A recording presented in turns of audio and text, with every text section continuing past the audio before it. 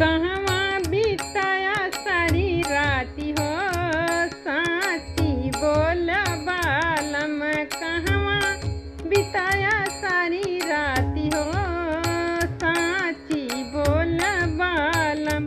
जुल्फे त तुम्हारी बिगड़ी हुई है गड़वा थरा थर होई हो साची बोल बालम।